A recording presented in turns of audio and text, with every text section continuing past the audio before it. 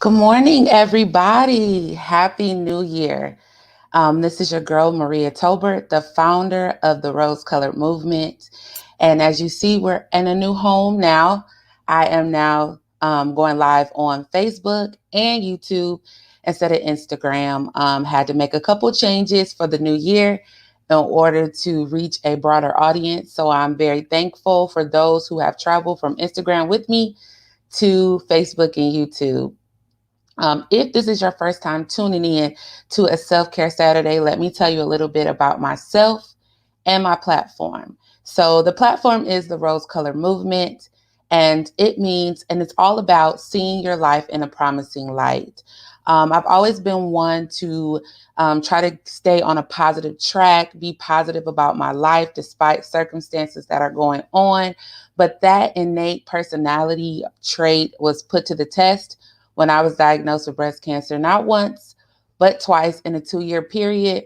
It taught me a lot about how much power there is in your perspective on life circumstances. I know rose color, by definition, is a little bit of a naive way to look at optimism, but my perception is if you shoot further into a direction that you want to go, if you happen to fall short, you're still in that realm. And that's how I see optimism and positivity and promise in life.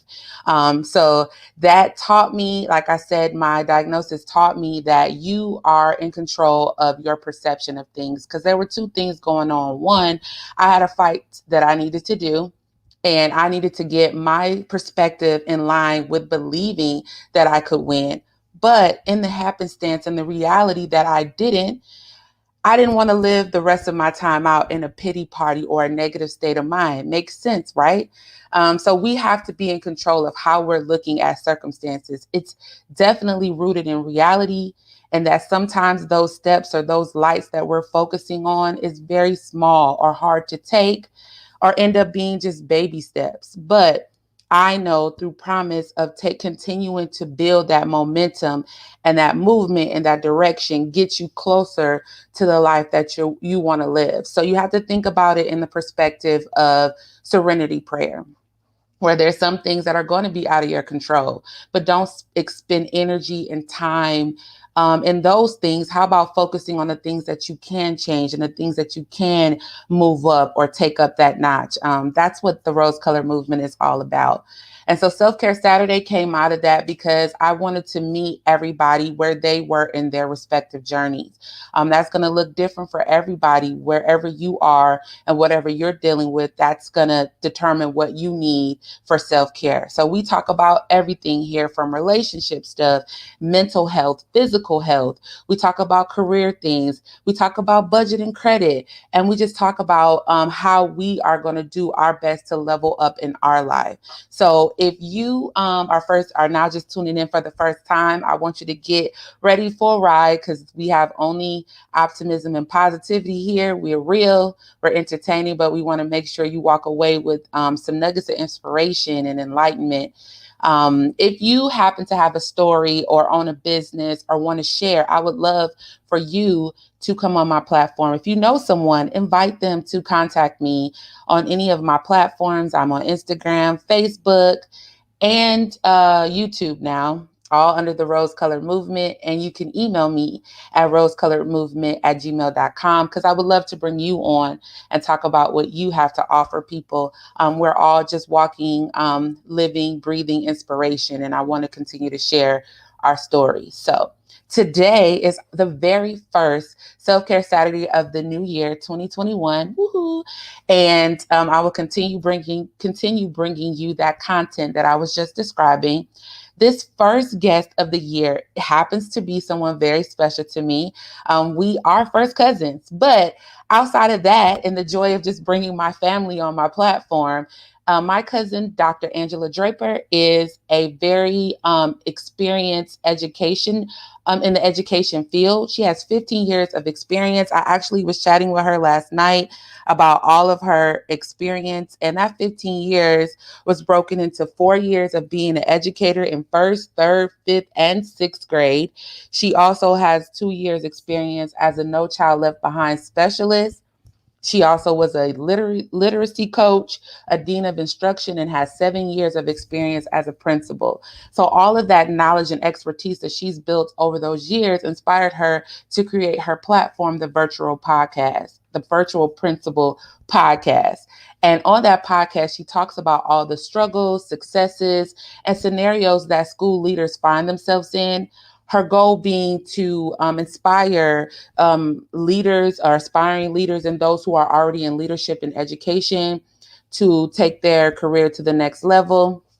But on this platform, no matter what the ground topic is, you will be sure to walk away with some inspiration as we just talk about life in general and how to level up in our lives. So, without further ado, I am going to go ahead and bring Angela on. Hey. Good morning, Angie. Good I'm going to try not to morning. call you Angie too much. It's okay. I've been Angie with you all my life. So it's okay. You've been Angie all my life, but I got to put some I respect tried on it. hard not to say, hey, Riri.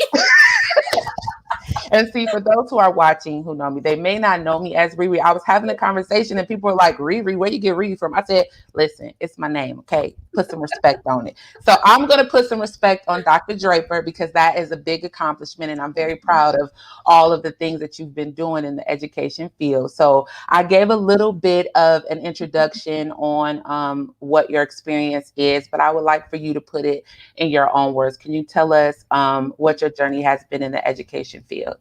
So I actually came into education by accident. I did not plan on being in education at all. Maria knows my mom's side of the family is like completely all educators. And, you know, when you grow up in a household where everybody is an educator, you just like, no. I've been grading papers since I was in second grade. I can read and write. I've been grading papers that long. So I was like, that's not for me. So I actually have degrees in gerontology and health studies, which is what I was going to do. I wanted to do public health. At least that's what I thought I wanted to do. And then the recession hit, of course. And then right when we were graduating college and in public health, somebody either has to die or retire in order to get a job. And so that wasn't happening. And so I had to do something to make income or else I'd be living with my parents for the rest of my life. And I love my parents, but Not the what plan. I wanted to do. That's not what I wanted. So I actually started substitute teaching just to fill the gap on that time. And the principal that was at one of the schools happened to be the youth minister at my church, and I didn't even know he was a principal. And he actually kept on saying, "You need to apply for this program. You need to go to this program, get your teaching license." I'm like, "No, I already have 2 degrees. I think I should go ahead and use that." And he was like, "No, you're good at this." And I'm like, "No, I'm not." In denial. I mean, I knew I was, but I was just like, "Nah, I'm not going to get stuck in education. Not an option." But I went ahead and did it. And then at the encouragement of other people, I started pursuing other roles within education. I do love teaching. Teaching just it comes naturally for me. I love it. I love being around kids. I love seeing their successes.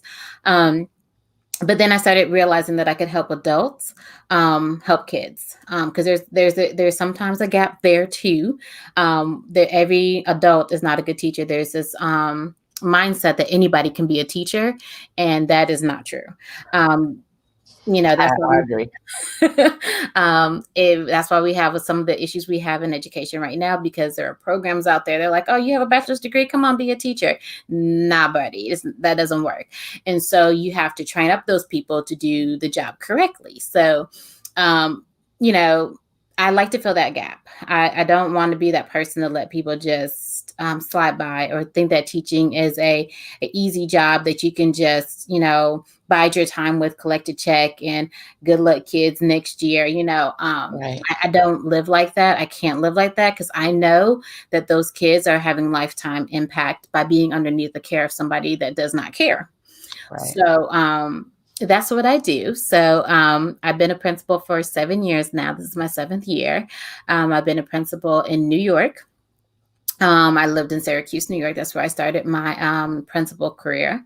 And then I took 2 years off when we lived in Spain. My husband is retired military, the Navy. And so we lived in Spain for 2 years. And then I came back to the United States and I started working in Greensboro. And so I'm a principal here. Cool. All right. So then take us from the perspective of you becoming the principal, all that experience and deciding that you needed to create your platform, the virtual principal. Like how did that, what made you want to go that route? So that was by accident too. Well, look at that. I don't think it's accident. I think it's just the stars and the moon aligning and you They just all being aligning. open. Yeah. So it's funny. I'm just coming from another event, the virtual event that I was doing with my sorority this morning, and my line sister that actually this came from, I actually just introduced her to my chapter, and she's presenting to my chapter right now. And we were talking one day, right at the beginning of the pandemic, and she was stressed out. She has like 4 kids. And she was like, this is ridiculous. Like, oh, I don't know what I'm doing. Parents don't know what they're doing. Teachers don't know what they're doing. Nobody knows what they're doing. And she actually does virtual events. That's her business. She actually creates virtual events for other companies. And she was like, well, I want to do a conference for parents and teachers so that they can know what to do, make sense of this virtual context in which they're living in. And I was like, that's cool. And she's like, well, do you want to present? I said, sure, no problem. Don't know, don't want to present on, but sure. And then she was like, well, I need a host. So who can I get to host this? I said, well, jokingly, I said, I'll host it for you. I can be like your virtual principal, and it sort of kind of stuck. It Yeah. I stuck like and it it. grew into something totally different. She has a brand manager for her company, and she was telling her brand manager about it. And her brand manager was like, tell her to go get the Instagram account right now, even if she doesn't use it. Just tell her to go put it in there. Nobody's using it. Yeah. And I was like, okay, I'll go make an Instagram account. And I started my Instagram account. And then from there, I had been playing around with doing a podcast for a while, but I was like, I don't know how to edit. I don't know how to do this. And I don't have time. Like, Yeah. who has time for that? And then I found an app called Anchor. And Anchor is super easy to use. So anybody who's out there who wants to start a podcast, if you have a cell phone, you can start a podcast. Yeah. And that's basically how I started, even though I've sort of kind of grown up since the beginning of it. Now I'm in season 2. I've gone to a different platform. I actually pay an editor to edit my podcast now because I've been taking it a little bit more seriously. But yeah, if anybody who is trying to start a podcast, get your phone, download the Anchor app, and it's as simple as pushing play, literally, and then start talking. Yeah, I saw that. I actually was playing around with the concept of doing a podcast in several different formats, and it is very easy. But yes, you Mhm. have branched out. You're on like every platform. I was trying to put a list of like all the places that you can find your podcast, and it was too many. I was like, well, I'm just going to say on most places that you Yeah, can find podcasts, you can it, find the virtual principal. yeah, it's amazing because I was like, how do you push it out? Because I know at the beginning of the whole podcasting thing, it was difficult. It was a difficult process. It was like you had to send Apple something, and then you had to send this other platform something, then you had to send this other platform something, and then you had to wait, and then you had to wait days for your episode to air. And now it's just like it's automatic. There's so many things that are automated. I think people are still in that mindset of that it was like it was when it started, and Mhm, people don't know how easy it is mhm. because it has grown. It has grown. There's such a huge community of podcasters, and they had to grow up too. Yeah. I just want to take one pause for the cause to say that in the story and what you shared so far, a big thing that's sticking out to me is that you kept saying, oh, by accident, by accident. But I am a firm believer in if you're open to the path Mhm, or the space that's meant for you, you will mhm. feel a gentle push in Yeah. the direction that you need to go in order to Hmm. grow, in order to be better. And that's just inspiration in general, wherever you are, not just for education. Just always be Yes. open to the things that are there for you. Don't be afraid to try things. Don't be afraid to be uncomfortable, because right beyond that feeling of change or being comfortable or being uncomfortable, I mean, it could be that the breakthrough that you've been looking for your whole life. So I just really think that's So dope yeah, for your and it will story. bug you. It will bother you. Yes. And sometimes that whole thing is about if you think it's too big, then you should probably be doing it. Yeah. If your I dream is like that that. big and it scares you, you should probably be doing it. And it only takes, it's just like driving a car, learning how to drive a car, right? So you get in the car and you're just like, okay, I don't want to crash this car, and you're on the cute little driver's course, and then you start getting real comfortable. Then you start leaning back, you start putting music on, but you still only on the course. But you don't get comfortable, right? You Right. get comfortable because whatever it was that was scaring you, you now know that you can do. Yeah. And now that you've done it and you keep on doing it, you're not afraid to push those boundaries. So it's getting past that initial fear of doing something. And if you're a perfectionist like myself, I'm always like, okay, I want to do it right the first time. And let me tell you guys something. That's not a thing. Um, it really isn't. That is called imposter syndrome, and it is taking over your life. It is. So we say that perfectionism is our excuse, but what really it is imposter syndrome. It is. And you will stop yourself from doing something because you don't believe that you can do it. But you got to remind yourself about that time you learned how to drive, and that now that I'm eating hamburgers while I'm driving down the interstate, you know, obviously I've gotten comfortable at that task, and I can do hard things. The thing that you thought was hard really isn't as hard as you think it is. You just have to take the time and want to do it and listen to what's happening around you too, because when things start popping up over and over and over again, that's confirmation. That's not coincidence, it's confirmation. I always say it's by accident. And I know this is a path I was supposed to be on. Now, had I listened to my father, do not tell him this. If Lewis wants to do this with me, do not tell him. Maria, I don't know tell I'm not. him. So in undergrad, he told me to major in education. And I was like, why? He's like, at least do it for a minor. It's a transferable skill, blah, blah, blah, blah. My dad. And I'm like, nah, bruh. I want education. Save myself so many student loans. Yes. Had I started out. Yeah. But that wasn't the path I was supposed to walk, Right.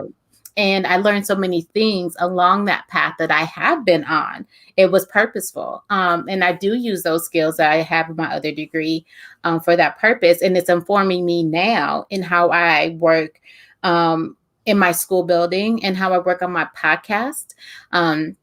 My connections with the people that I've met along my journey is important.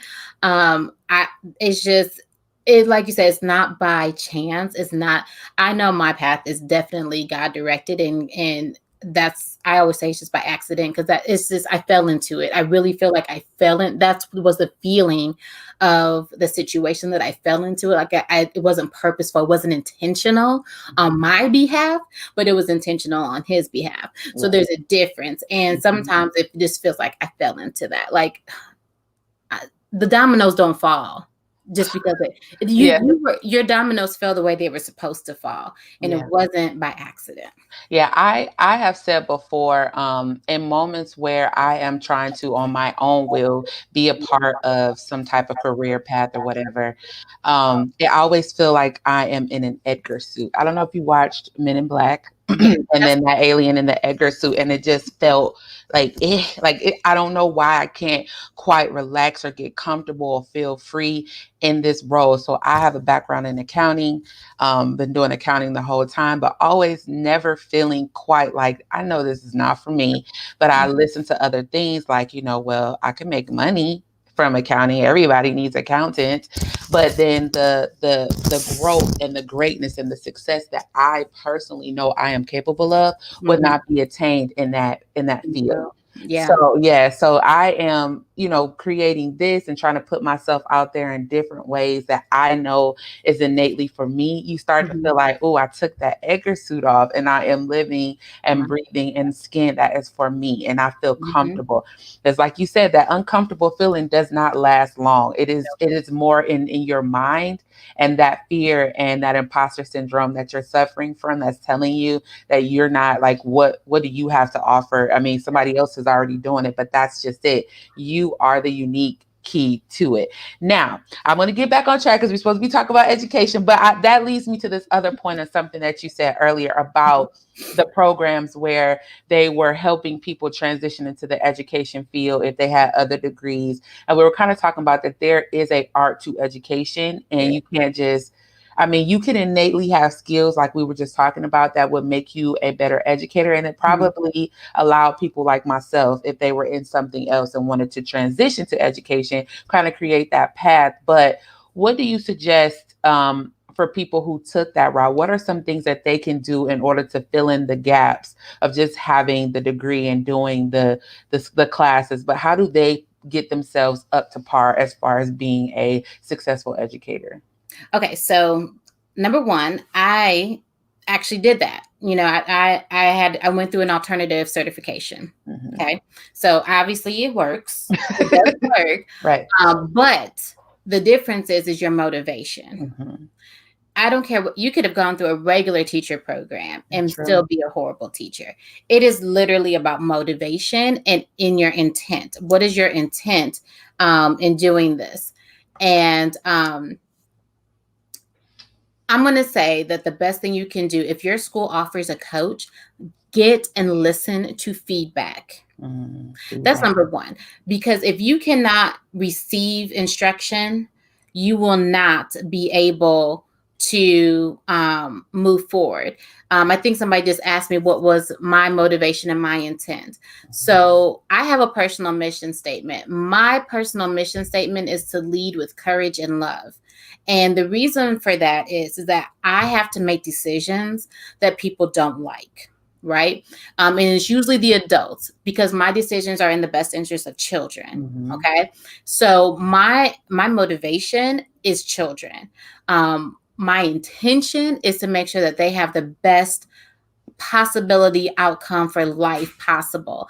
I had a great life growing up. I'm not even going to sugarcoat it. I am not one of those, came from the hood type stories. I lived around the corner from Maria. Um, we didn't live a dangerous life. We were well fed. We were well taken care of. But that doesn't negate my success. However, I also know that because of my situation, everybody doesn't have that. And it is my responsibility to make sure that even if you don't have that at home, you get it at school. You get Hmm. it where you're supposed to get it. I don't think it's the parents' main responsibility to make sure that you are educated at school. Like, yeah, you make sure you go to school and you make sure you do that. But I am trained and I am paid to do this job. And I expect my teachers to do their job, right? Hmm. It is our job to help parents understand how to help their children. Okay. Parents aren't trained as educators, and they're trained to, the kids don't come with a book. They sure don't. I have a 6-year-old. I've been through this with a 26-year-old, and I am still figuring out. It is Parents try their best, and parents always send the best that they have. They're not keeping their good kids at home. They're not doing any of that. So when you are transitioning from a field that is not education, understand the difference between feeling sorry for someone and empowering someone. We sometimes feel sorry for children and then we lower our standards because, oh, their home life is so hard. No, you raise them up. You Hmm. say, okay, yes, that's happening, and we're going to help you overcome this obstacle. We do have to do things. Some children do come in behind because they don't have the background knowledge. That's okay. That's what our job is for. We have learned the skill set, or you should be learning the skill set to help children move forward. So it's all about your mindset and where you want to be and how you want to help children. If your goal is to be like, this is a fill in the gap, teaching is a career that will never go out of style unless they figure out how to get AI robots to be able to teach, which hasn't happened yet. Um, and you always have a job and it's job security, and that's the only reason why you're teaching, yeah, it's probably going to suck. It's gonna show. Sometimes I even have to motivate teachers from a selfish perspective because they have test scores, and those test scores are attached to their names. And I'm like, you know what? Even if you're doing it for selfish reasons that you want to have better test scores, I don't care, because guess who's benefiting? The children. The Hmm. children. So for me, my motivation is always children. And no matter what program that you're going into, you have to go into it for the right reason. Just like if you're a doctor, you're probably not in it for the money initially. You're Right. probably in it because you want to save lives. There's a reason why. A nurse is the same way. You want to save lives. If you go in and say, oh, The arm is falling off. I really don't want to deal with stuff with the arm That's gonna be today. bad. Um, Yeah, you no, we know, don't need that. Mm-mm. right. Who wants that doctor and nurse? Mm-mm. Nobody. You Nobody. have to think about the same way when you walk into a classroom. Yes, you have personalities. Yes, you have children who are tired, who may not have eaten, but we're feeding them. But it is our job to help them find the silver lining in what's happening and create a better future, not just for them, but for us too. Yes. Because the reality is, I'm going to get old one day. And some of those kids are going to be the ones that are at the nursing home that are going to be feeding me, making sure I get my meds. I need them to give me the right meds. Okay. I need to give me the right meds. I need to make sure that I get changed properly. They Hmm. know how their principal like their hair done. I need for them to make sure that I am well taken care of. Right. Because it all comes back. It all Hmm. comes back. And I'm not about karma, but it is whatever we're putting out in the world will come back in a way.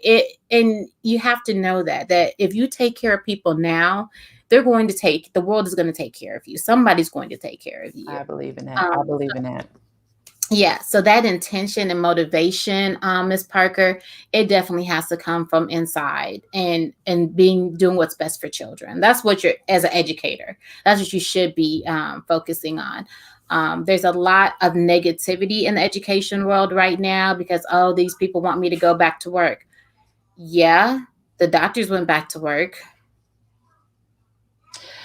Well, I was going to get into that about this whole virtual phenomenon and things that are happening. I wanted to point out that you said, I was like, this is probably one of the few people who has sided with parents around the virtual situation because we, as parents, struggled a bit when it went virtual and trying to balance. For me, it was not as much as me being a part of my children's education as it was I was also working virtually, so we're working at the same time, and I Mhm. didn't have, The it was support. hard for me to balance Yep. between the two. But Hmm. I've heard the full gamut of people saying that, if they had kids with special needs, it was a struggle Yep. because of the fact that the teachers are trained specifically to handle that, and our kids don't come with a Hmm. manual. So there was a full gamut. So that was the first time that I heard someone who's actually a leader in education. Well, maybe not the first time, but one of the few voices who are saying, like, we understand you are not trained nor paid to take care of your children. However, we understand that that is a burden, or it has been hard or a struggle for our Hmm. educators. Now, let's be real. My son's teacher is doing elementary third grade virtually, and she's also doing in class teaching. So at the same time. So I can imagine that some of our educators are feeling a level of burnout. Yeah. And what are you, how are you motivating your teachers? I don't know if you guys are fully virtual or fully face to face. You can explain that and then say how are you, or if you aren't having virtual, how would you motivate educators who are feeling burned out right now? So, my situation is that actually, as of January 5th, pretty much my whole school is back. About 25% of my school is not back in the building. That 25% is still remote. Our district gave options. We opened a virtual academy that parents could choose to send their children to for the full school year, or even next year or the year after that, whatever Oh, their continue. choice is. Oh, okay, So cool. they actually created two virtual academies, one for K-5 and one for 6 through 12.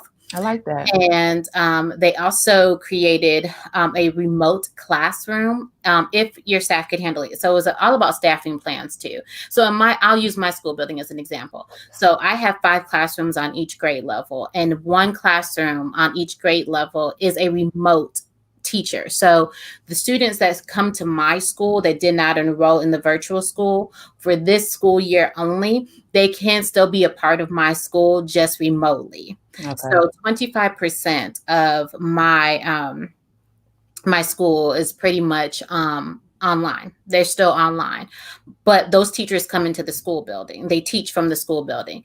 The rest of my teachers have a social distanced classroom. So the number of students that we normally serve in a classroom has decreased almost in their classrooms by 25% because of Okay. capacity, because we have to give them 6 feet all the way around, right? Mhm. So most of my teachers are teaching about 15 to 18 kids, which is less than what they're usually teaching. They usually teach 21 to 25 kids, just depending on our enrollment, right?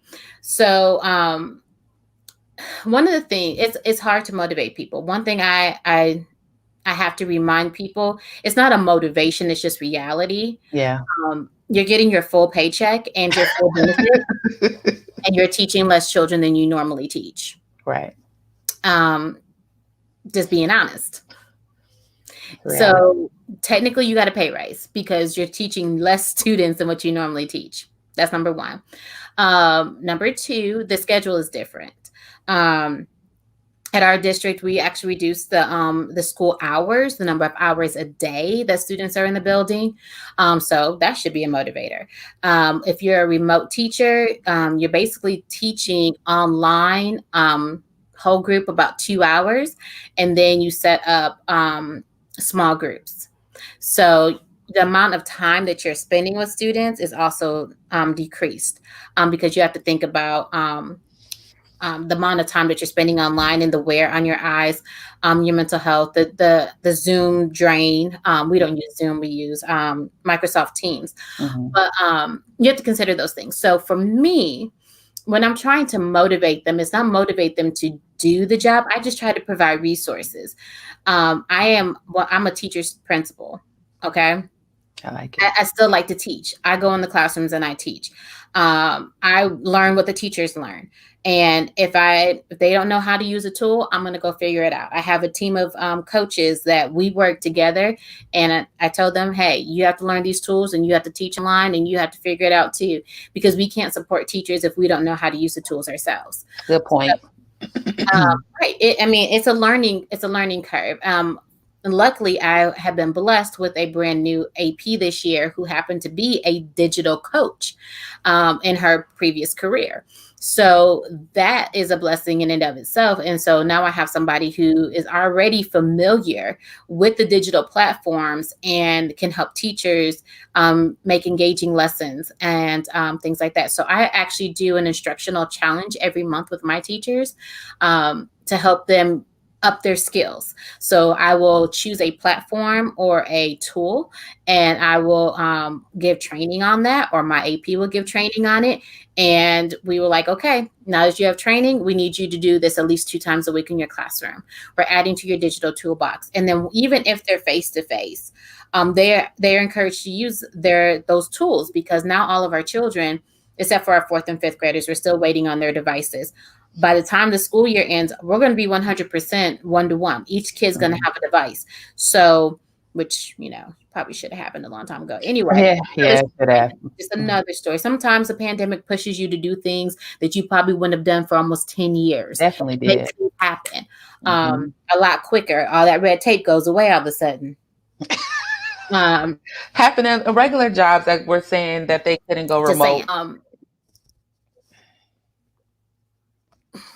So anyway, back to the point. Snow days no longer exist. Okay, I'm just saying. Those days are. Kids are like, wah wah. Those snow days.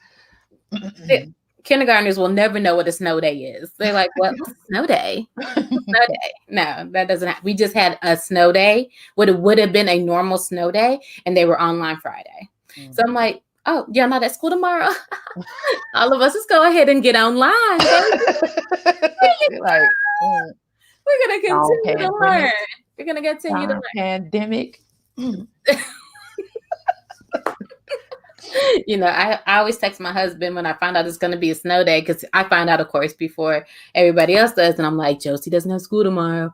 And he's like, I'm like, I know, it's ruining your day. Because I still have to go to work. But I'm like, she still has class online. Yeah. But it is what it is. It's about equipping people to be prepared to be able to use the tools that we're giving them. So just because we have devices and they're face-to-face doesn't mean that you put the device away once they're here. No, you get it in front of them while they're in class with you, and you use it every day to make it automated. So when we do have a snow day or another act of nature that we can't control, and we're out of school for 2 weeks, There you go. You For online. ready. You know what to do. It'll be a smooth transition. And I give it about a year or so. And parents will even be automated. It'll be natural. It'll be Mm-hmm. natural. I had a parent ask me if I could send home workbooks and stuff like that for her kid because the online thing wasn't working for her. And I said, Mom, she's not going to get the direct instruction from the teacher if I just send home the workbooks. Who's gonna Walk teach right through. her? Yeah. Mm-hmm. But the funny thing is I actually thought about this. I was like, these homeschool parents are laughing at all of us public school people. They've been doing this for forever. They've been doing this forever. And so Right. they're like, y'all catching Get up. on a bandwagon. Right. So, hey, for all those homeschool parents out there, that's a whole company, a whole business you can teach to parents of the world who are trying to figure this thing out. If you need to talk to somebody about setting up a business, I got somebody for you. But I'm just saying That it's an open market. I mean, parents are looking for resources, and I can only provide for parents from the principal's perspective and the teacher's perspective how to help their student with my resources and the things that we are teaching. We have had some parents decide to buy the district curriculum and teach their children at home on their own. mm, I think the world of education is definitely going to change. It's definitely going to be a competitive world between charter schools, online schools, and homeschooling. mm-hmm. And that challenge wasn't there before. And now Mm-mm. that so many companies are allowing parents to work from home, we Many might other see a difference. possibilities. hmm Yeah. So I think the world of education is going to change in that manner. Some parents who don't have that opportunity to teach their own children at home. I'm sorry if you hear my 6-year-old. She's It's talking okay. to her grandmother. Um, uh, that it's going to change. It's going to change. So if you, from my school, from my population of children, I have a lot of immigrant children.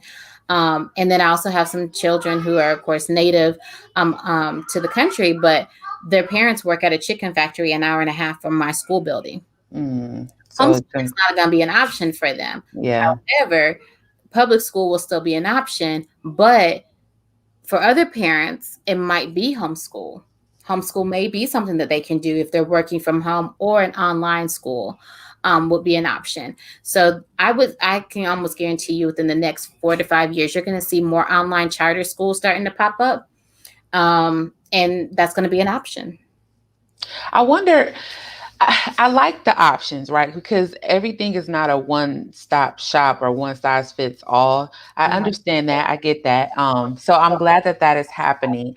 I just wonder, is like the situation now, like here in Georgia, it's a lot of teachers, and I have friends that are concerned about the risk of being exposed to COVID when they go to school and those things. And I feel like that is what's driving um, the negative feelings about teaching now because they feel like they're not being treated with respect for the roles that they're playing in children's life, and that's the kind of burnout or people who are like, I don't, we're already on the cusp of not wanting to be an education or struggling with being an educator, and then this is just pushing them Mhm. to the next level. I just worry about that part of finding people who actually are motivated for the To- right reason, like you were just Yep. describing, once education starts making these changes because of what's going on right now. What are your thoughts on that? So yeah, that is a struggle. So this is where science comes in,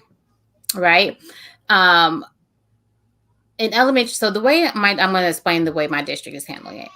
Um, in elementary school students, usually according to the science, is that they're not the heaviest transmitter of COVID. They're not. Adults are. Okay. Interesting. And one of my favorite examples is this: schools do their best to mitigate the spread. And how we do that is by keeping kids in their cohort. So things that we normally used to do where you would see lines of kids walking up and down the hall, that doesn't happen anymore. Once you're in your classroom, you pretty much stay in there all day long, unless you go outside at your scheduled time for recess. We don't even go in the cafeteria anymore. We eat lunch and breakfast in our classrooms.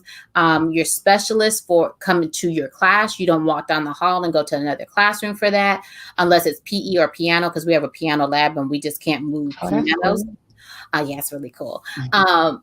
But those are the only two places that they go in the bathroom. And our littlest kids have bathrooms in their classrooms. So Mhm. they never come out, like ever, ever, ever. So when you take into consideration the mitigation practices that are happening and the cleaning protocols that are happening, the risk of transmission is really low. This is what we're seeing. Okay. And people don't want to hear this, but it's just reality. People are not getting COVID in school buildings from each other. Adults are not getting it from each other. They're not getting it from kids. What's happening is that when they go home after work, they go other places. They're not careful outside of work. Okay. Um, the same individuals that sort of kind of get upset about having to come back to work are the same ones that you see hanging out at Target. Not to say that shouldn't take your Target run. I'm all about Target. I'm actually going to make a child after this. She needs a new backpack. She wore her backpack out. Um, and I'm not saying don't live your best life, but live your best life carefully. Um, when you have your social bubbles, you have to be careful. You have to remember that you are bringing things into the building, right? Mhm. And the adults are the ones that are spreading the most, not children. Not saying that children don't or can't, but the risk of them spreading it is a lot lower than it is for adults. So you have to look at the science. So if you leave the school building where we're doing all the mitigation practices and we're doing everything we're supposed to be doing, but you leave and you go to the restaurant and have dinner with your friends, or you go to a house party, or you go somewhere for the holidays, or you are, you're just living life pre-COVID, Mhm. You got to take you're some more likely responsibility. Yeah. you're more likely to contract it, right? And then if you come to school and decide not to follow the protocols and start hanging out with other people, then you start spreading it to other teachers who in You can't, and that's the thing. You can't determine what their reaction to it is going to be. That's the scary part, is Mhm. that some people get it and they're like barely You don't bothered, have any and then control. other people get it and pass away. So Mhm. that's the risk. And I get what you're saying. It is a reality behind it. And if your school is doing a good job of making sure that they are incorporating those practices and protocols, then the likelihood should be low based on science. But if people are being irresponsible, which you can't, which I guess is part of it, is that they can't control what other people are doing, Right. and And then it's a complete thing. Like I remind my staff on a regular basis. I can't tell you what to do when you leave this place. You're an adult. However, comma, remember your impact on the school and what you could potentially shut my whole school down. And the crazy thing is that actually I don't have any issues anymore since Christmas. And I think there's a whole slew of reasons why I think that happened.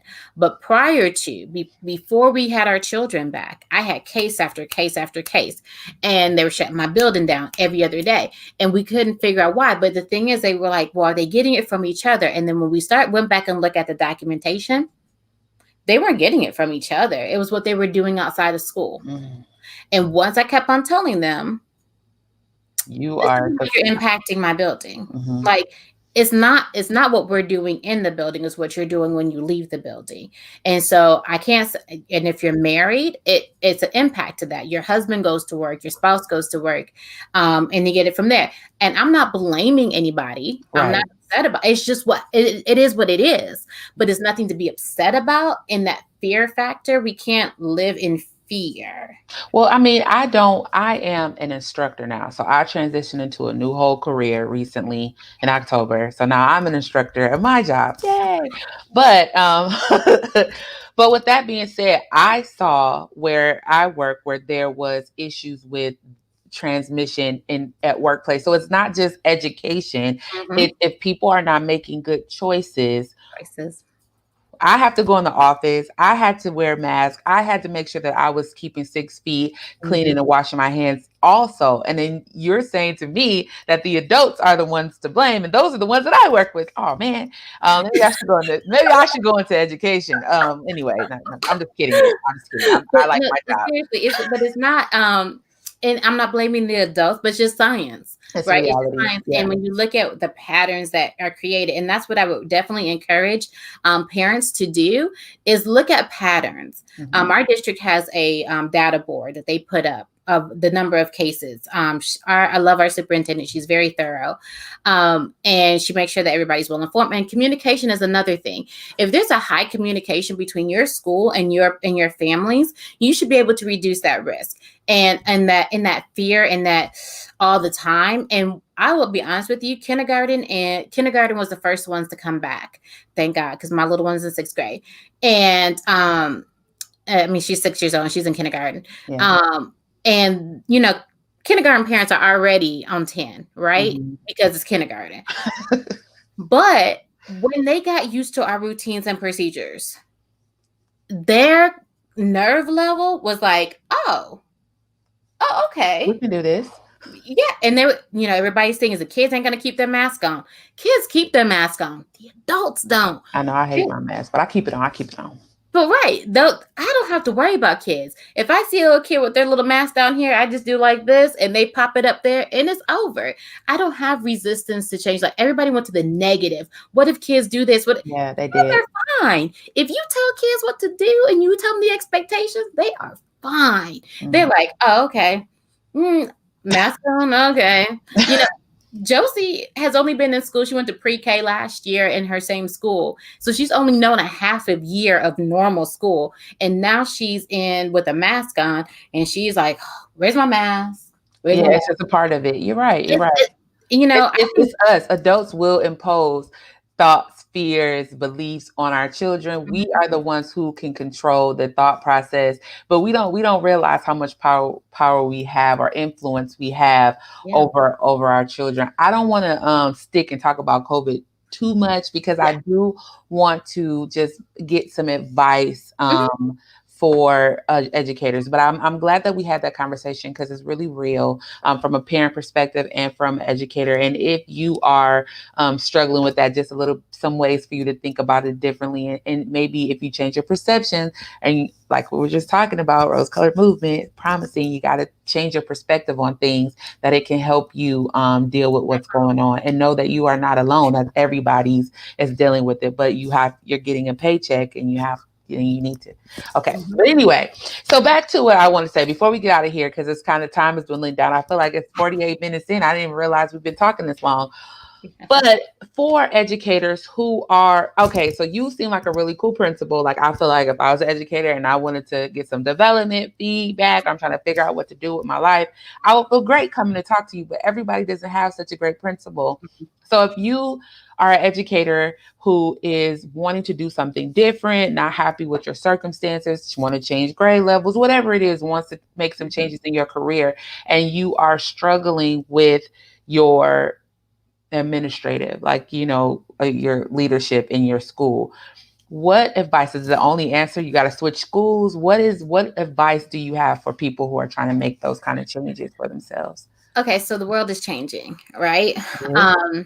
And so there's so many opportunities that probably weren't there when I first became an educator. So when I first became an educator, the rule of thumb was like be on committees at your school. That way you'll get noticed. And then be on district committees and then you'll get noticed. And then you'll get, that was the thing. Like you just had to be on committees, on top of committees, become a chairperson, up your resume, all that type of stuff. The world has changed.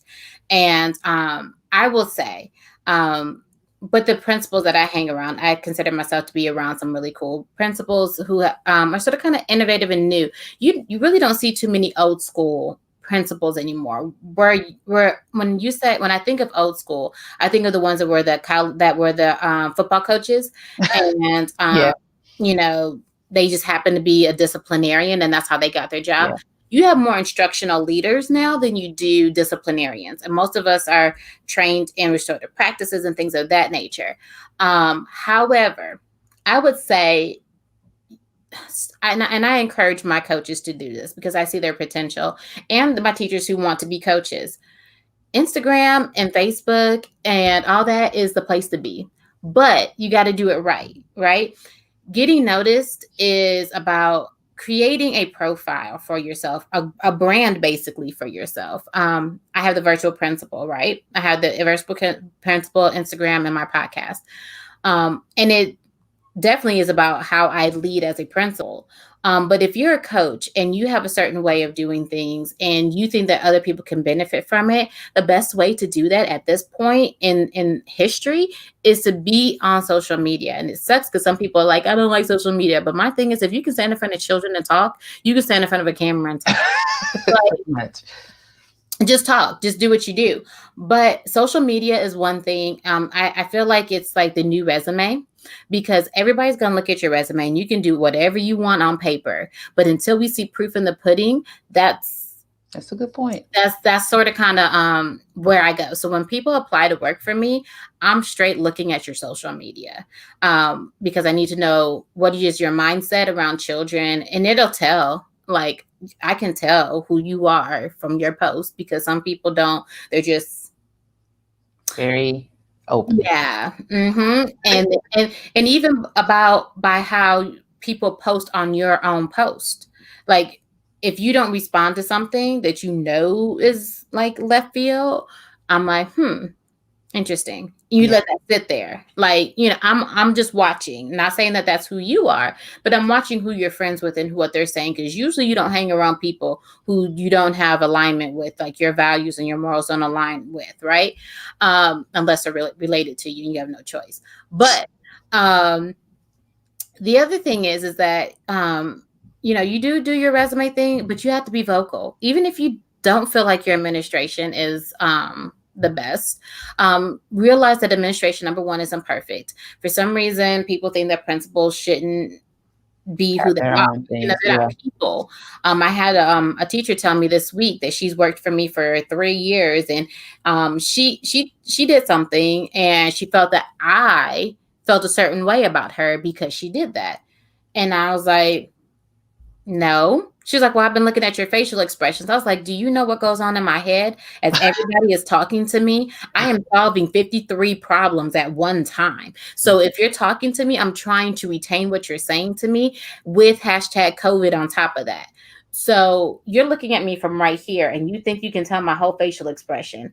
Now, granted, I do this You and do got yeah, you do got some facial expressions now. Let's just be, you but know. this part is what tells you what I'm thinking. Mm. But she made the assumption that, and she's been mad since August at me because she thought she read me a certain way, that I'm feeling some type of way towards her. I'm a person and I am dealing with COVID just like you are, except for I'm dealing with 90 adults that I'm trying to keep safe on top of 500 some odd kids. So, yes, I have changed as a person, but because I had to because of COVID, right? So, people, even if you feel like your administration is horrible or mean or whatever, sometimes it just takes you having a conversation with them I and agree. letting them know what your aspirations are. Because sometimes when we get stuff in our email and they're like, oh, can you give us the name of a teacher that can do this, da, da, da, da. Well, if I don't know that you're interested in moving up, I'm not going to put your name in. Right. Or if I haven't had a conversation with you about what you're trying to do, if you're trying to be a principal, what type of if you went back to school, I've had people go back to school and I didn't even know. And one time I actually had a position open in my own building, and I totally forgot that this teacher went back to school. And she knew that this position was open, and she didn't open her mouth until I hired somebody else. And she was like, I went back to school. I'm like, you didn't say anything. You Yeah, knew you have to okay. drive your butt. You have to drive your bus. You have to. Yeah, closed mouths don't get fed. So Mhm. even if you don't like the person or you think they don't like you, if you want it, you got to go get it. Mhm. And I that can may fix and myself. that may be that you try these things, you work on it, and it may lead to you having to move somewhere else if you're Mhm, not getting what you need. But don't get caught up in feelings. Like, we as adults can have temper tantrums and all these kind of moods that are self-sabotaging. Don't get in your own way mhm. is what I'm hearing. So, Guys, you have gotten all kind of tidbits and inspiration, not even just from an education perspective, but how to instill, motivate, to grab hold to the space that's meant for you in this world. Like we've talked about all different kind of things on the platform today, and I'm very happy that my cousin was my very first guest for 2021. I think this was a great conversation. I learned a lot just from being a parent, who has kids, and I'm trying to figure this stuff out. And it gives you a different perspective to hear the story from someone else. Because an educator, you're in the middle of it. Leading the educators in this trying time, like just thinking about things differently. Hopefully, it will help other educators or other leaders to be able to manage this rough time and be open to the possibilities as education continues to change in the next few years. Do you have anything any nugget or anything you want to reiterate for the viewers before we get out of here? Yeah. So one thing that is that I want everybody to realize, and this is not just for educators, but also for just if you're a professional. You said something about temper tantrums. Adult temper tantrums are what we now call hashtag petty. It is. It is. So don't be petty in your professional Don't life. be petty. I love Don't it. be petty in your professional life because it shows. Mhm. And even though you people think they're slick with their pettiness, please don't. People You know, know. but at the end of the day, for me, it's about leading with courage and love, like I said before. And you just have to have the courage to make the right decisions. We have a cousin who always say, "Do the right thing." Um, and so I'm like, "You've been saying this since I was like 16 years old, dude. Uh, stop saying that. We were super grown." To, Super proud. you have to do the right thing. And no matter what position you're in, whether you're a teacher, a principal, or a parent, or whatever the situation is, wherever you are in life and at work, if you let your petty show, it will prevent you from being prosperous. Yeah. So stay Don't be positive. petty. Hashtag don't be petty. Right. Hashtag don't be petty. All right. That, I mean, you can get sum it up any better than that. It definitely in life in general. Leave the petty behind. 2021, no petty. Let's not be Mhm. petty in 2021. All right. So thank you again, Angie. I'm saying Angie for coming on today and talking to us. I put your Instagram on the screen, the virtual principal, and from there in her bio, you can navigate to the podcast, her other website, and see all of the wonderful things that she has going on. I'm really excited to see how this branches out for the 2021 podcast season. I've been checking out your Yeah, podcast, and they're applicable to life, even if yeah. you aren't an educator. If you didn't see that through our conversation today, you can get all kind of nuggets. And I thank everyone for tuning in. I will be here every Saturday unless I let you know. I mean, I only was off 3 Saturdays since July, but I'm usually here every Saturday around 11 o'clock a.m. Eastern time with more content next week. I'm bringing a guest that's going to talk about the keto lifestyle. I know that's something, that usually people have on their resolutions is trying to eat better or lose weight and all of those things. And we're just going to try to figure out how we learn more about that keto lifestyle and how you can incorporate that if it's something that will work for you. So I look forward to seeing you guys next weekend. As always, be kind to yourself and definitely be kind to others. Have a wonderful Saturday. Bye, Angie. Love Bye. you. Bye, everybody.